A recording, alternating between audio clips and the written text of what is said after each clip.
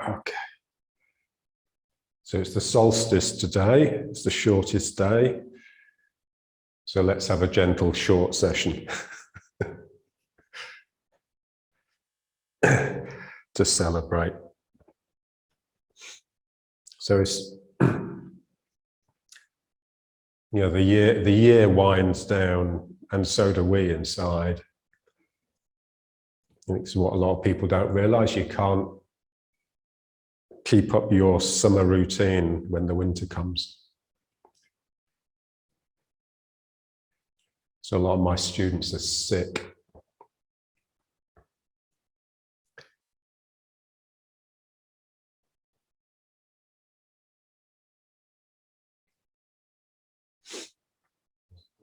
So just use the gentle movement to sort of help yourself settle. It's much easier to relax when you're moving.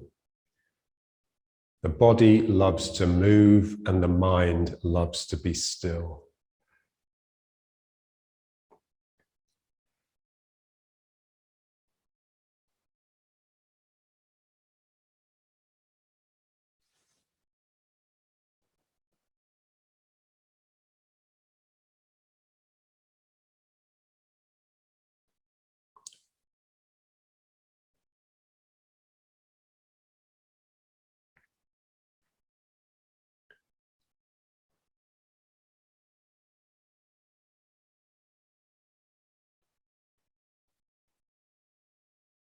So sinking and relaxing, but sort of on a sort of cellular level. So it's almost like we want to let gravity in and just act upon each cell. And for that, your mind just has to stop being in charge.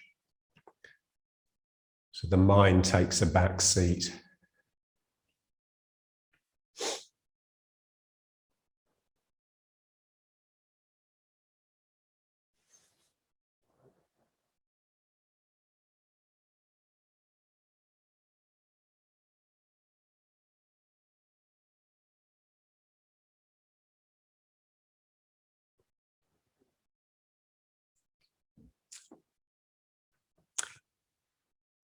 Last night I drove back home sort of midnight, when the traffic's died down, and arrived in my town, which is now called the city because it has over 30,000 people.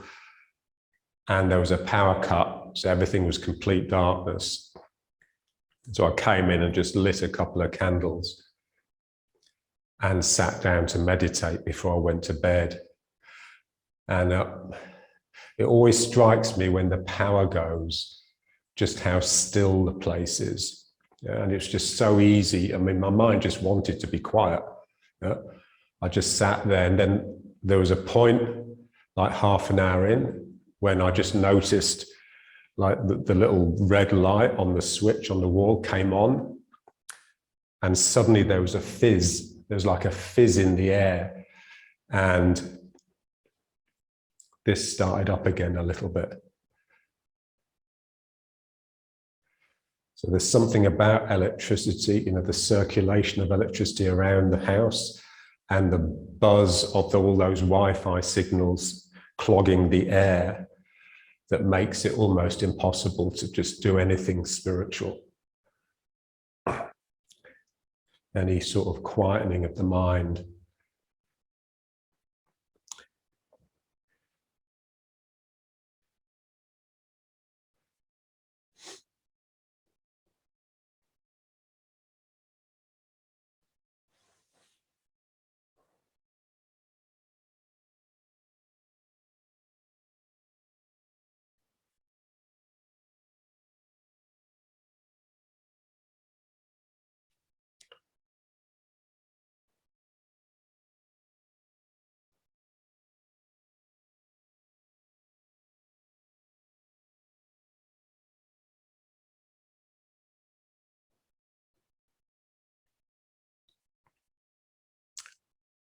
Yeah, so as you relax, you become heavy. You don't really become heavy, you just become your true weight.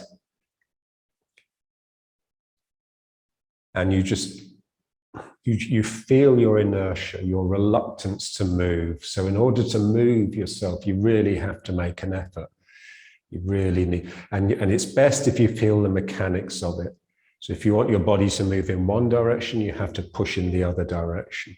So just being conscious of that helps. It's like that D.H. Lawrence quote I sent, attitude is everything. So that, the quality of your mind that you bring to the work is everything. And it needs to be a mind that is vigilant, awake, and aware.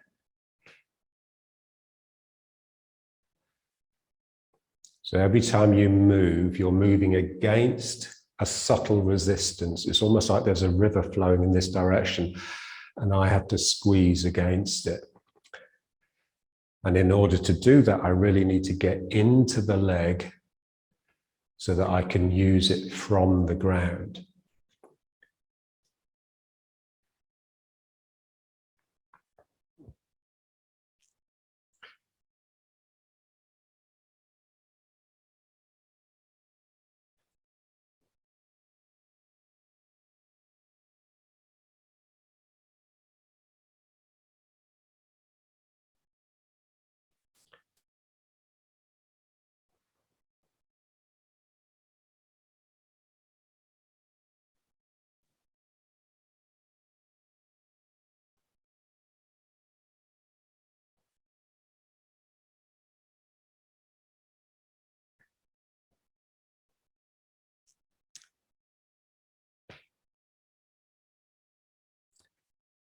That's it.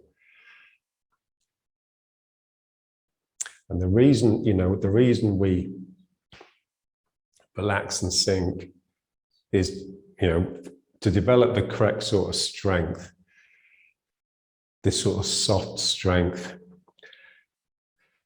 But really, it's to activate that very sort of gentle rising energy that comes from the ground.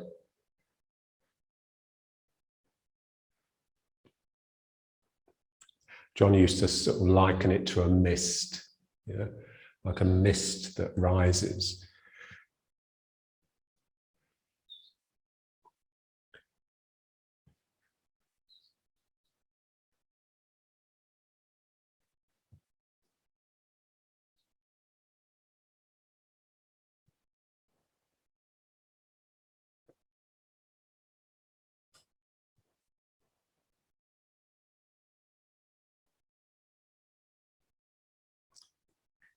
Okay, and now let's just stand with it.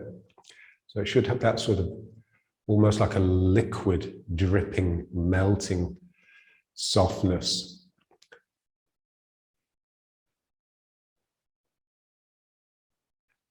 So we want to become energetic, which really means you want to allow the body to be a medium through which energy can travel. So rather than being a lump that is forcefully moved from A to B, it, like water can allow a wave to travel through it. The water isn't moving with the wave, it's moving up and down like this, and the wave is passing along. So like something can vibrate through you, and you can choose whether you allow that vibration to take your body with it or not. In order to get to that state of softness and receptivity to energy, the mind has to just stop being in control in the normal way, in that normal sort of egocentric, authoritarian way. So you're not telling your body what to do, you're opening it up so that energy can come in and do it, yeah? So energy does the body rather than the body doing the force, yeah?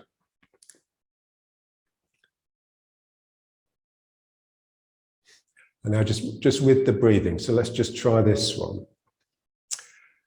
And again, just feel the resistance to the breath. So in order to bring the breath in, you have to work. You have to suck the air in. And in order to send it out, again, you have to work. You have to push it out.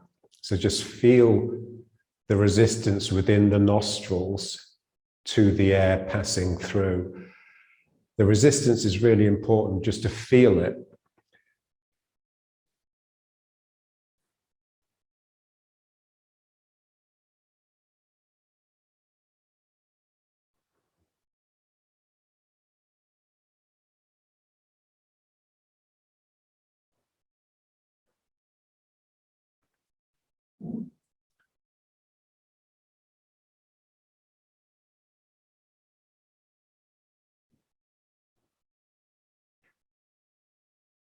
And breathing in and breathing out. Spine whipping back a little bit, spine whipping forwards a little bit. Just let the head go with it. Remember, if you keep the head still, then you're basically stunting the energy. You're damaging the spine.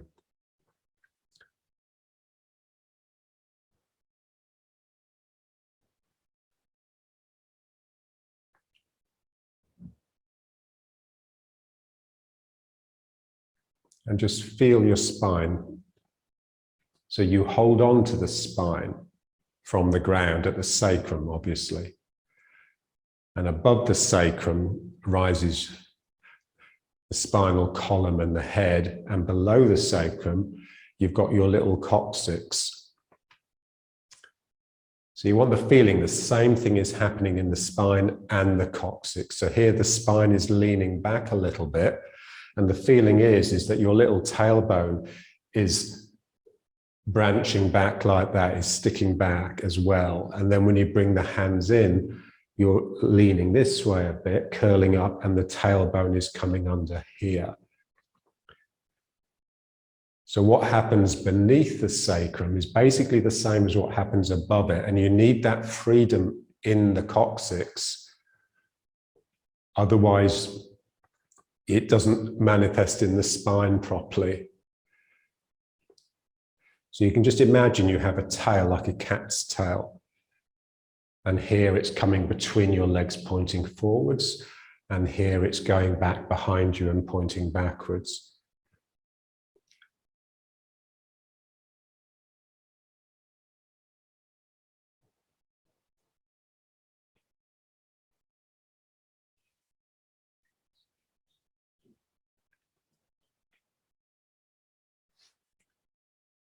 Yeah, so when you're breathing with the spine, then the coccyx and the head will point in the same direction because the spine bends rather than tilts. If the spine was tilting, then they'd point in opposite directions. Head's going back, tail is going back, head is coming forwards, tail is coming forwards.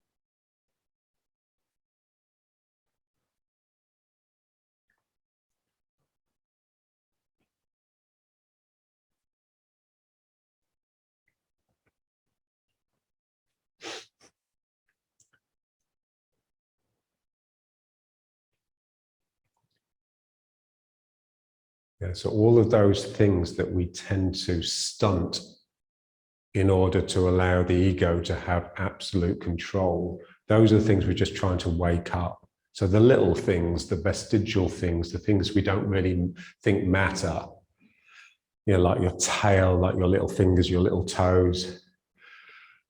So all these things, they really do matter because they lend texture and depth to the energy and quality to the energy.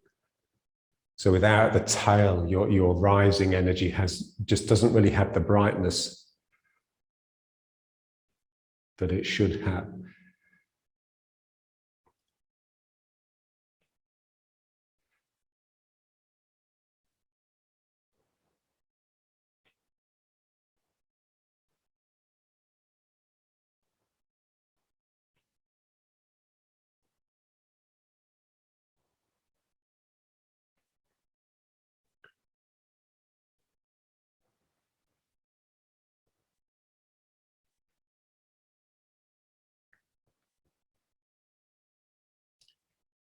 That's it.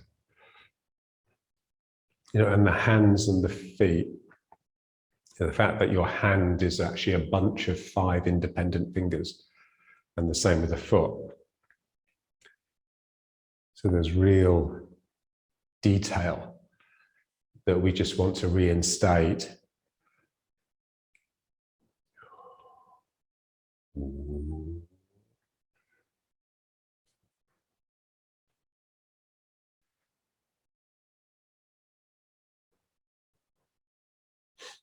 Okay. And now so we've got there the head was coming forwards, the tail was coming under. So now let's just go on this plane, this side to side. So just allow your head, let's just start by just letting the head tip over. So just think of the arm becoming heavy and it's sort of pulling the head over. So what we don't want is to tilt. So I don't want to do this, like when we lift the legs. It's not that. It's leaning over here and getting the tail to come under here. Yeah. So my whole spine has made a sort of C shape like this, like it did on this plane when we did the previous exercise. So this really has to stay down so that the tail can sort of point in this direction a little bit and then back to the vertical, and then I'll lean this way and just allow the tail to come under. Yeah. There's like, the tail has like a sort of playful quality, a naughty quality. It's mischievous. And so when you get it activated, there'll just be it just feel lighter, less serious. Yeah. So here. And then the spine just feels very sort of flexible and juicy. John used to love that word. When someone's energy is just good and their body's alive, they just feel like they're full of sap, full of juice, full of life. Yeah. And this is what we want in the spine. It's not a brittle bone that just tips from side to side. It's full of life and movement.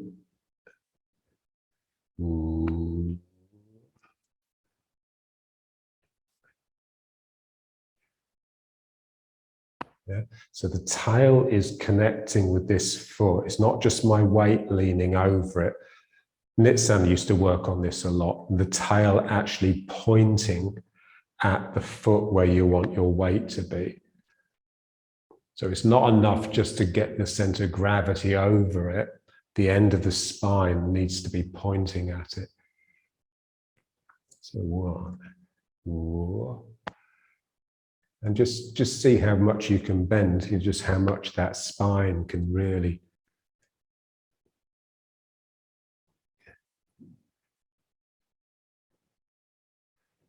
Ooh.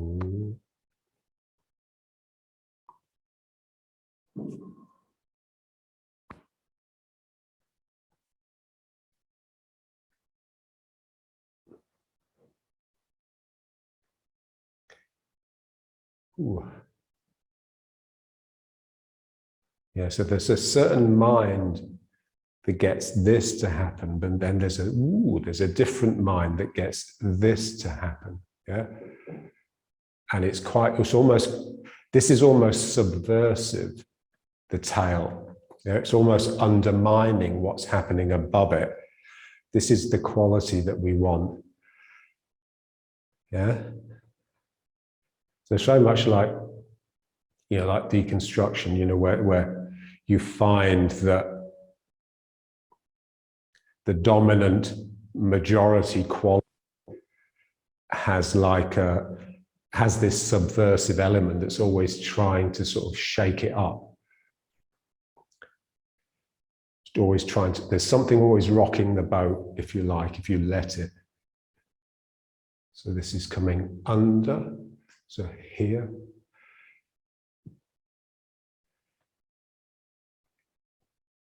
And it just keeps everything alive.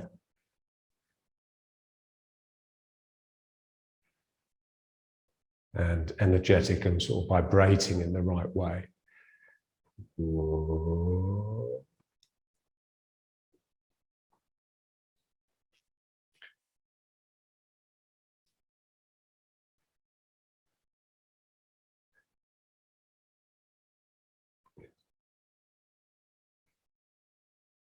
Okay. And now let's just come back. And now let's just come up and down. So that's still there. Everything we work on is still, vibrating away inside us.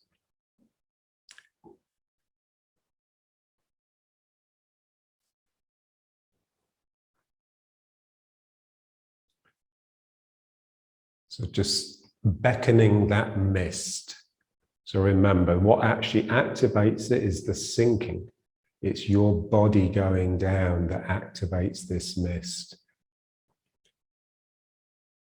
But the spine and the hips, they have to be open and relaxed. Otherwise, what comes up will be a travesty. It'll be a lie. It'll be something that you've manufactured. It'll be artificial.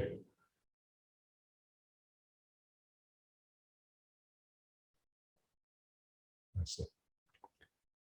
So you just, oh.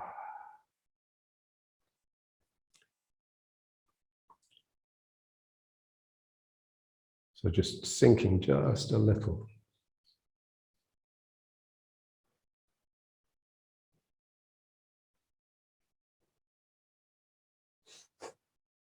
Because in order to allow that mist from the ground to rise up through the body, you have to let go.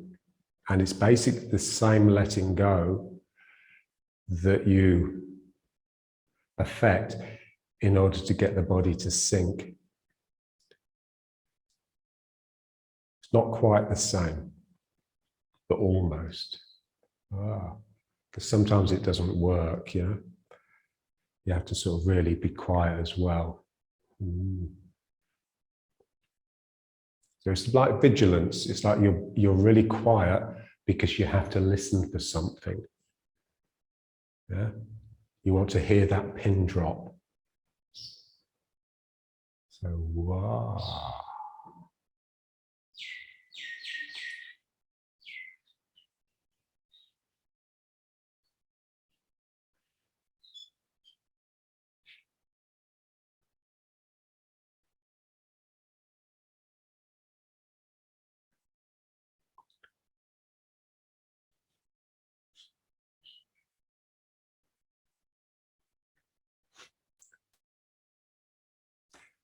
That's great. It looks lovely.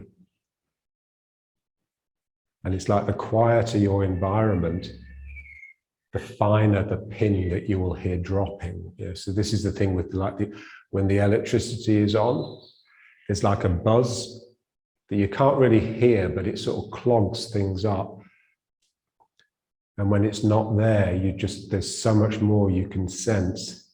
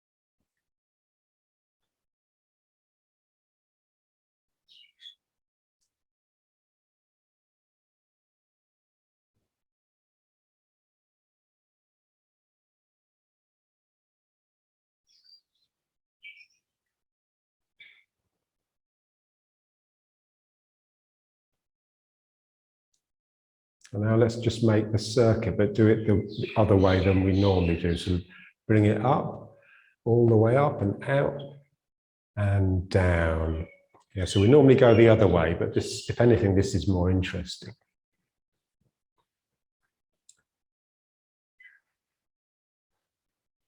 Because it's almost like you have to sort of wriggle the energy up a little bit to get it to come through. And that's all just the spine, really. So what we've been working on with the tail going back and forwards and sides, it's all there.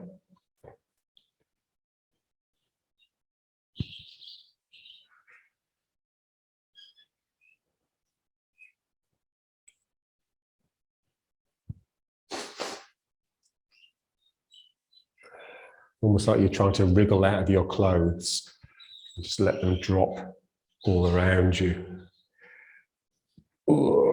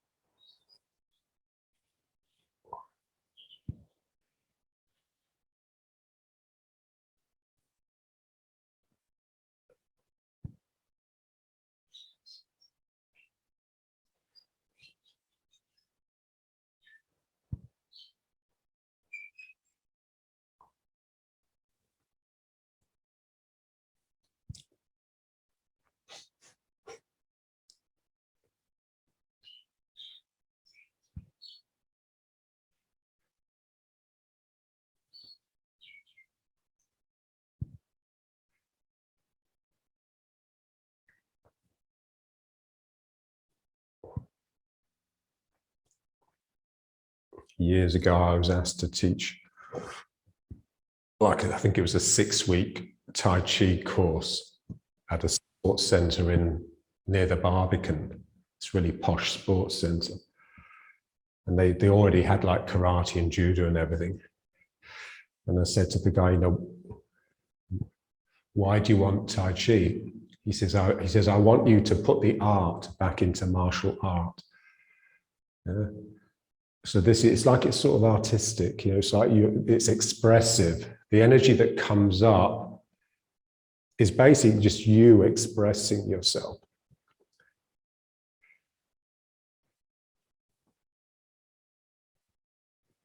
And it's very important, you know, because it's like feeling, you know, this thing of just allowing yourself to feel, allowing the energy to pass through and create this trace of feeling.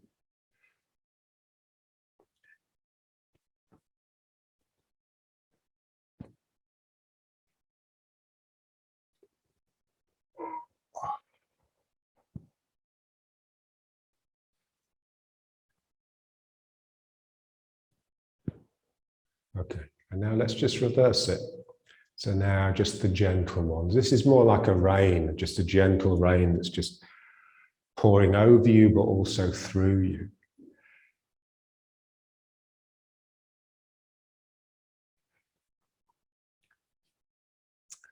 So in terms of feeling, it's almost like the opposite. It's like you're not really doing anything other than just be receptive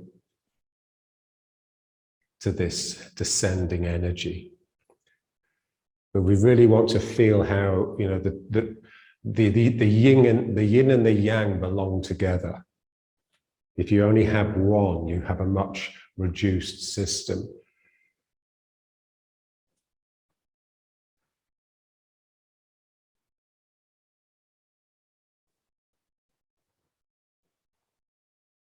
So here you're lifting the mist. It condenses above the head, and then the rain falls down.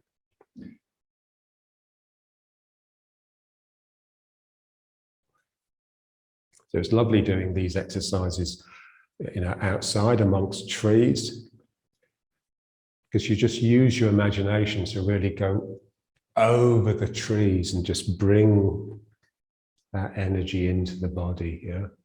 And you just naturally turn with it, yeah, because you're wanting to scoop as much of the room or the environment through the body as possible.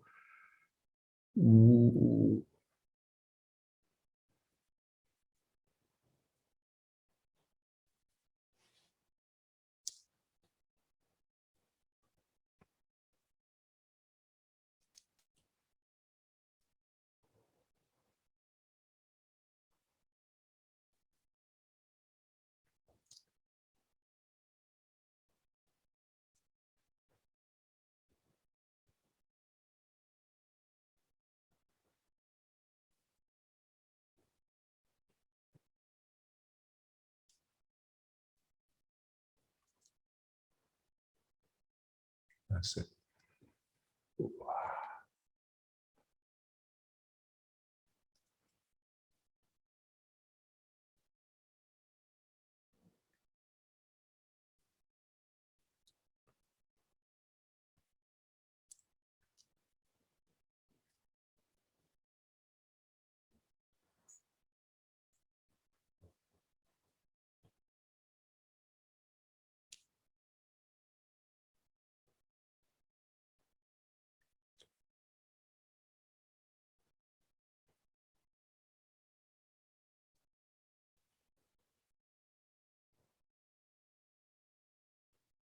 Okay, and then just back to riding horse, and now just feel it singing in your body.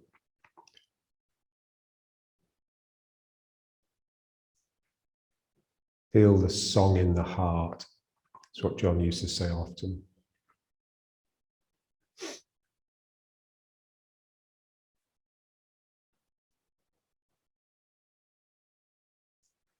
Yeah, so the head speaks, but the heart sings. And there's a world of difference.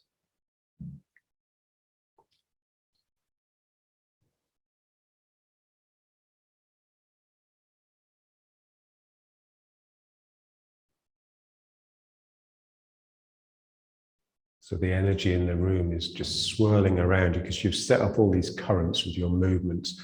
So you just sort of wait until it all settles. And just feel it. Enjoy it. That's really important, to enjoy energy. So energy should produce joy.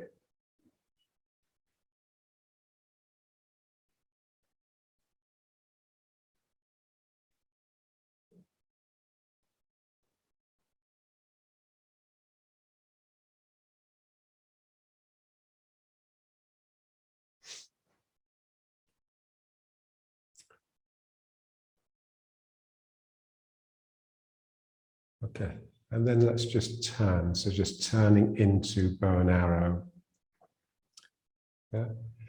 So just feel the front foot, feel the power of the toes actually pointing in now effectively. Yeah. So it really you really feel that outside edge.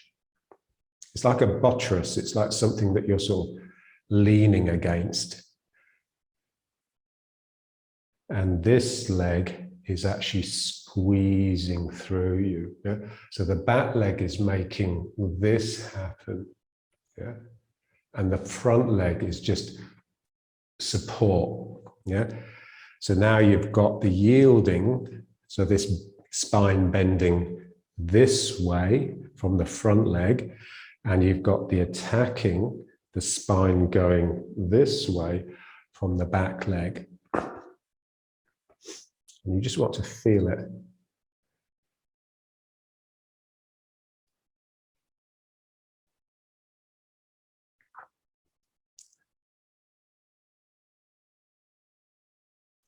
Yeah. And feel the tail. So the tail basically bifurcates. It becomes two. You have two tails really. One that is with the front leg, the back leg, and one is with the front leg. So one tail is doing this and the other tail is doing that. Yeah. And so it's this sort of talking action in the hips here. So, you know, walking is like the best exercise, I think. Yeah. But you really need to be mindful of it. If you've got a mind that's just, if you've got a train of thought, then you're just on one track. Yeah. And you don't feel the single weighted aspect, the fact that your two sides are doing opposite things. You need to be aware of it. Otherwise, it might as well not be there. Yeah? So when you're walking, just feeling that action of one leg pushing back and the other one reaching forwards. It's the same here, you know, so this is basically like a walking position that's just still. You just feel the difference between the two legs, yeah?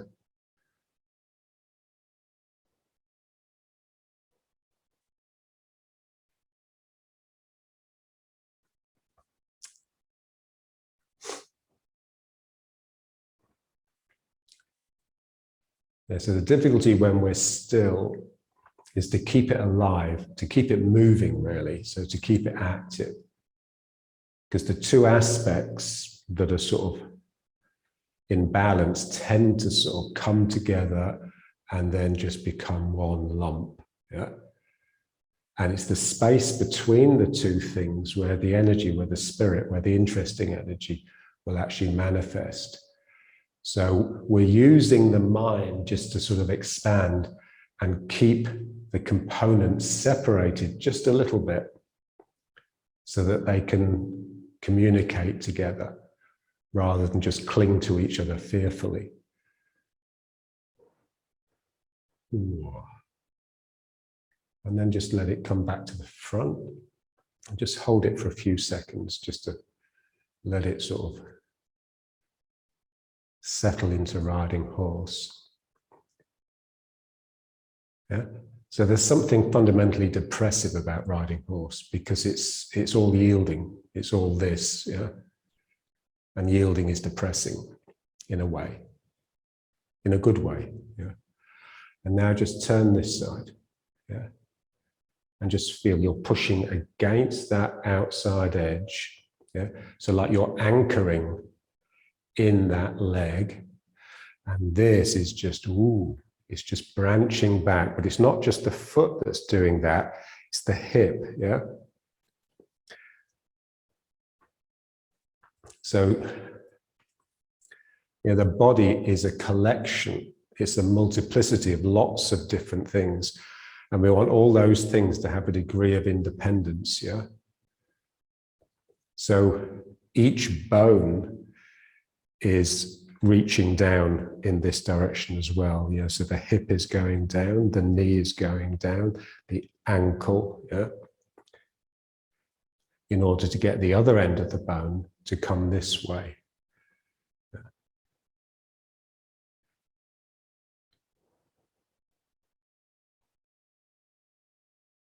And you just sort of, you just hold it. Just feel this, yeah, this. So this hip is sort of doing this leg and hip. And this one is doing this. So this one is going the other way. It's opening out here. Yeah. So you have this sort of S shape when you're in bow and arrow, rather than like a cave when we're in riding horse. So. Ooh.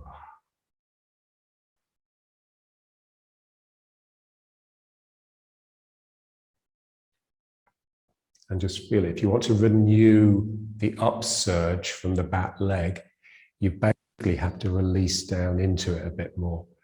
You really just have to press. If you press in that direction, then you'll get this energy coming up.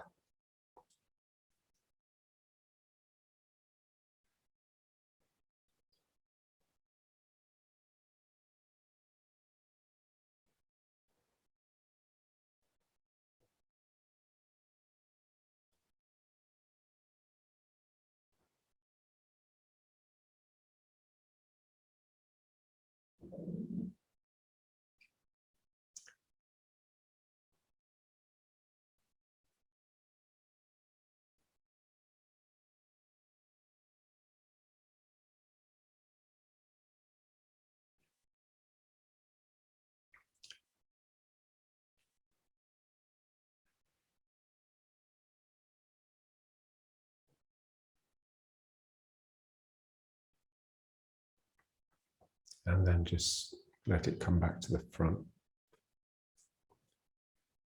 Let it just come back to the sinking.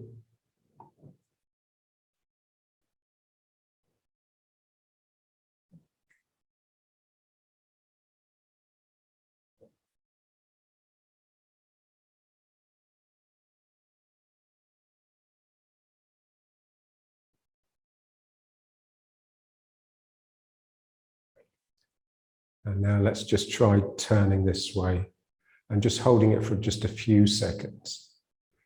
So this is here, and this is clamping. And then just back. Again, just come back to the rain. So this feeling of just draining down.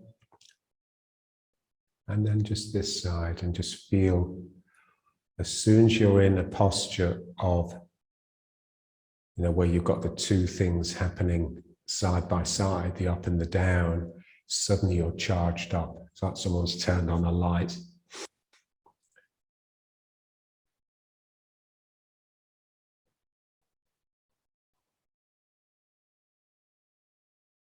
And then just bring it back. And again. Yeah. So we always come back to, if you like, the depressive forces, the sinking.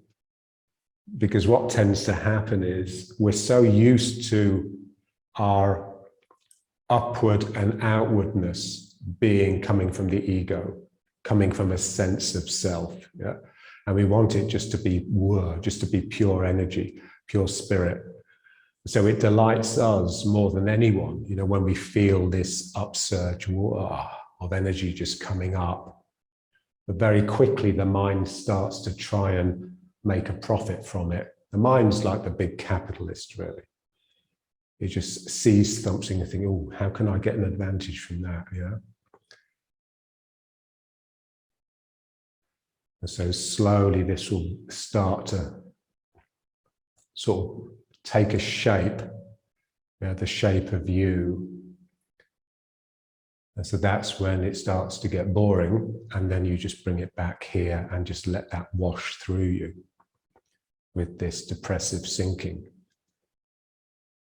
And this is just the way of it, really. It's just cleaning that out year after year. Yeah. Ooh, and then here. So I'm just trying to get this delicate lift of spirit through my body. It'll make the eyes gleam a little. It'll make you feel something here. Just make you generally feel like there's a lift, like positive, yeah? Things are looking up.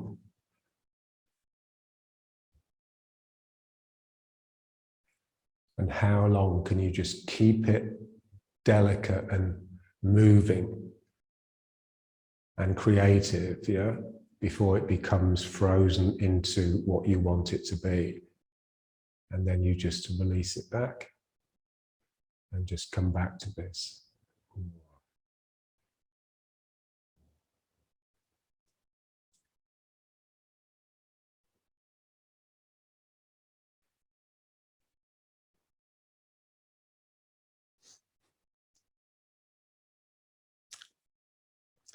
This is like the cake, yeah? And then this is like the icing. Yeah. Or in the old days, like the potatoes and the meat, yeah.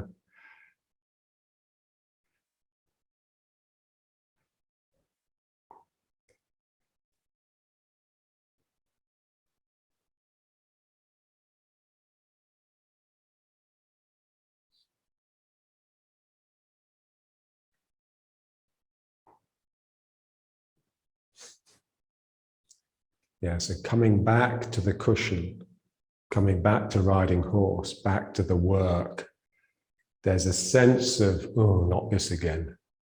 But that just becomes your best friend, yeah. because it sort of just brings you back to neutral. It brings you back to a really clean, quiet place from which you can do something amazing, from which a miracle can happen.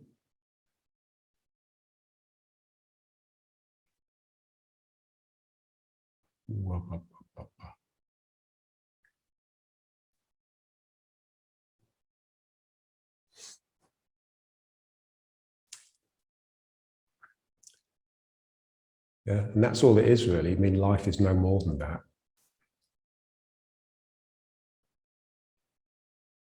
It's a continuum from which there are the occasional spark. Yeah.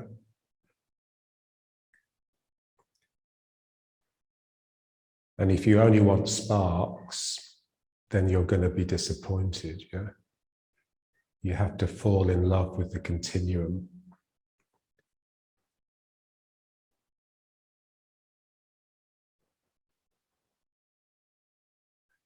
And then you just turn, and suddenly there's yin and yang, and magic can happen.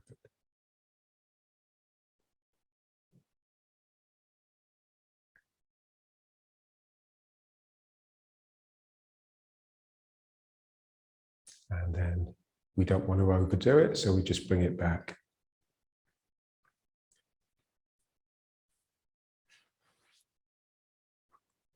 It's interesting, because I did so much work with John. And, and if we were working on something and it was obvious that something new had sort of exposed itself, he'd always be very careful. We'd just touch it lightly, then he'd say, okay, let's finish. Yeah? Because if you overdo it, you just turn it into something else. Yeah. And so it's like just very, very respectful. You turn it into what you want it to be. Yeah. This is why, he always used to say, it's really, really important to practice when you don't want to practice, when you're really tired or you're sick. You don't need to practice hard. Obviously, that'll just make matters worse. But when you've got a lot of energy and you feel like practicing, basically what happens is you're expressing yourself. Yeah. And when you don't have the energy, but you somehow, it could just be a friend comes around and you just say, do you fancy doing 5 minutes pushing hands? Yeah. And magic exposes itself in those moments.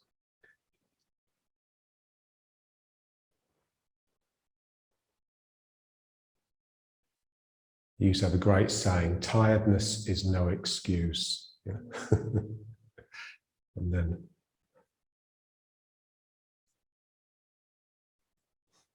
you don't need to do a lot.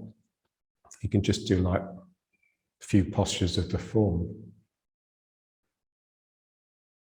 But it's like, something will come up and out that takes you by surprise.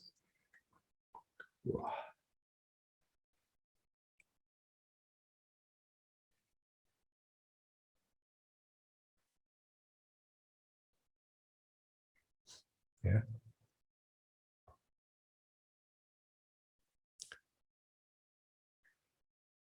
So I think John's two favorite words, the words that he used to use very carefully, but with real emphasis, was respect, from which he said everything comes. Without that, nothing happens. Yeah. And then the other one was delight. Yeah. So that was his word for this sort of lifting light spirit. It's not enjoyment. As soon as you start enjoying it, it becomes you. You've sort of gripped it and it's become something else. It's so delicate. You've just got to really relish it whilst it's there, knowing it's not going to last. Yeah.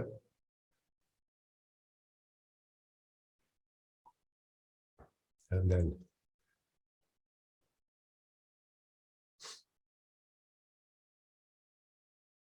I remember that little poem of Blake's.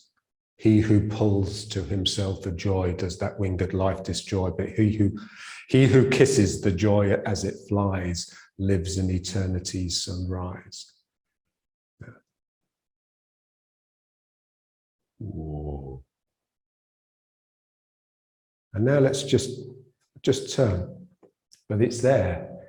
It's there each time you turn to the side. It's like a little lift. And it comes up the body, and that sort of happens a little bit, but it's more than that.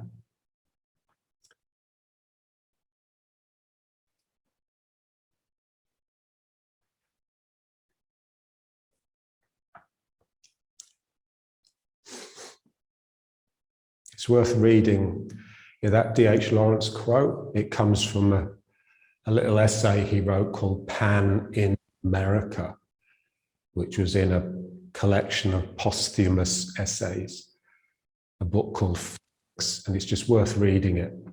Yeah. Because he's just talking all about this, really.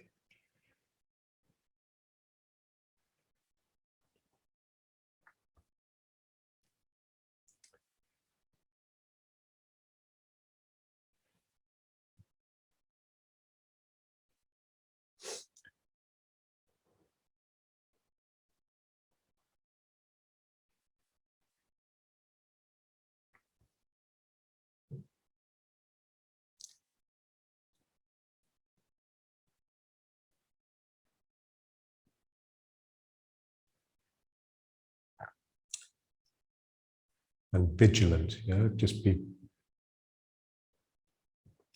feel how readily this just becomes a bad habit.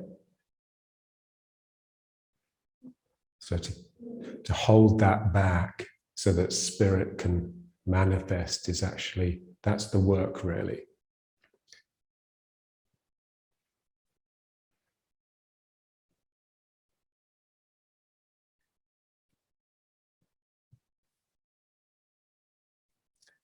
John used to say, if you practice without spirit, practicing dullness, and you're doing more harm than good. Yeah. So that real fizz of delight is all important. That's our electricity.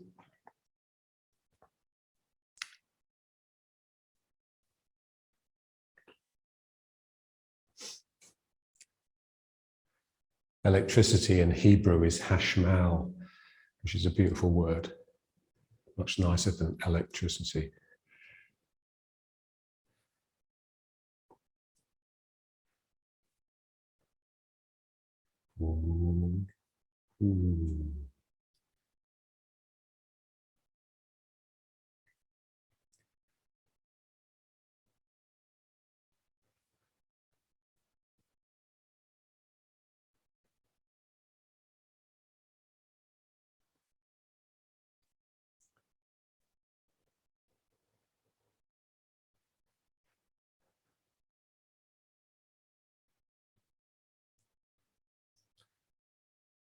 Okay, so let's finish it. Let's just bring it back to attention posture. And just feel it. Don't use the mind to sort of just stop what was happening. Let it continue inside the body. You've just stopped the body moving, but your energy is still doing this with your arms flying out. So just feel the trace. For John, the thing that John was most interested in really was time. Just like Heidegger, people like that. So how these traces linger. Yeah. He wrote a whole essay on the word linger. I'll have to try and find it.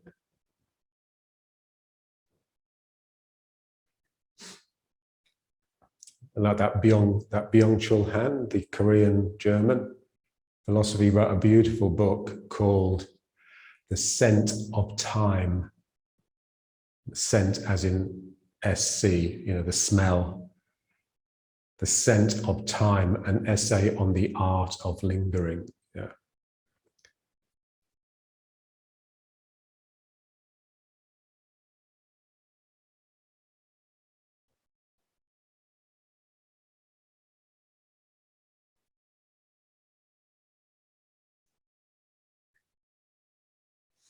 Okay, very good.